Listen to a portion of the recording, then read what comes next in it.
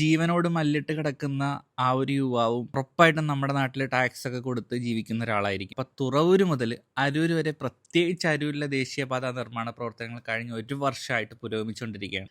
Elevated highway പണിയുന്ന വലിയൊരു പദ്ധതി ആയതിനാൽ തന്നെ പ്രദേശവാസികളും യാത്രക്കാരും ഒക്കെ ഏറെ പ്രതീക്ഷയോടുകൂടിയാണ് ഇത് നോക്കിയിരിക്കുന്നത്.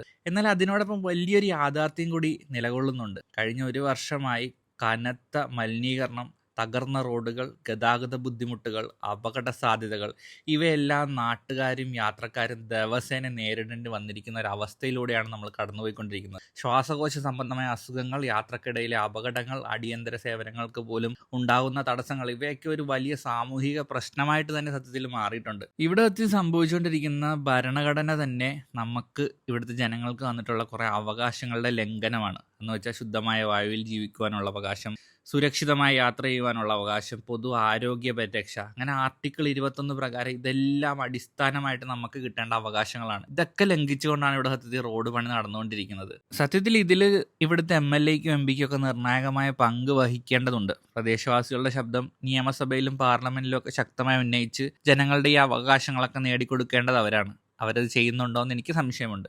ദേശീയപാത വികസനം എന്ന് പറയുന്നത് സത്യത്തിൽ കാലത്തിൻ്റെ ഒരു ആവശ്യമാണ്. എന്നാൽ ജനങ്ങളുടെ ആരോഗ്യവും സുരക്ഷയും അവകാശങ്ങളും എല്ലാം അവഗണിക്കപ്പെടാതെ നടക്കണം. അതാണ് ജനങ്ങളുടെ ആവശ്യം.